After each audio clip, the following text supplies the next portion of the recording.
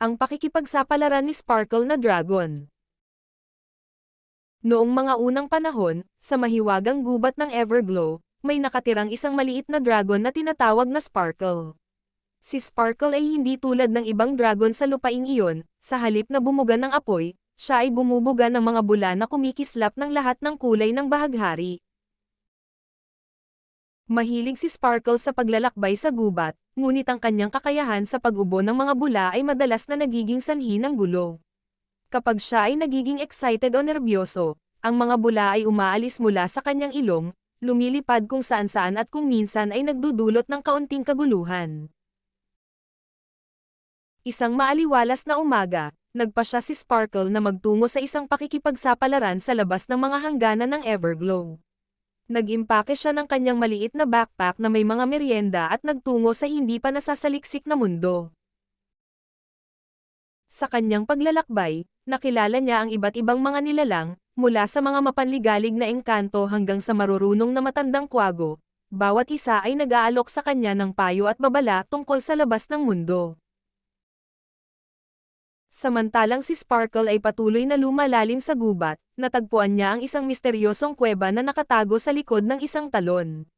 Dahil sa kuryosidad, tinungo ni Sparkle ang loob ng kuweba. Ang kanyang mga bula ay nagbibigay liwanag sa madilim na mga daanan. Sa kalaliman ng kuweba, natuklasan ni Sparkle ang isang kayamanang tinatangi ng isang nakakatakot na nilalang, isang napakalaking gagamba na may kumikislap na mga mata. Ang gagamba ay sumisirit at lumapit kay Sparkle, ngunit sa halip na takot, naramdaman ni Sparkle ang determinasyon. Dumugtong sa kanyang loob, nilikha ni Sparkle ang pinakamalaking bula na kanyang nalikha. Ang bula ay bumalot sa gagamba, itinaboy ito sa loob ng isang kumikislap na bola. Nabigla sa kanyang sariling tapang, mabilis na kinuha ni Sparkle ang isang gintong susi mula sa kayamanan at tumakas sa kuweba.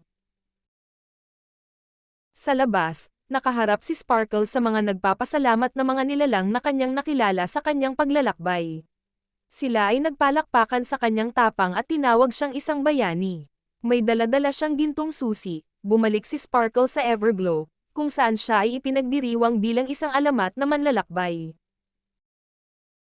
Mula noon, ang mga pakikipagsapalaran ni Sparkle ay nagpatuloy, ngunit ngayon ay alam na niya na ang tapang ay nagmumula sa kalooban, at ang kanyang natatanging kakayahan sa pag-ubo ng mga bula ay hindi dapat itago kundi dapat yakapin. At gayon, si Sparkle na Dragon ay nabuhay ng masaya magpakailanman, nagbibigay inspirasyon sa lahat ng mga nilalang ng Everglow na yakapin ang kanilang sariling espesyal na mga talento at magsimula ng kanilang sariling kahanga-hangang pakikipagsapalaran.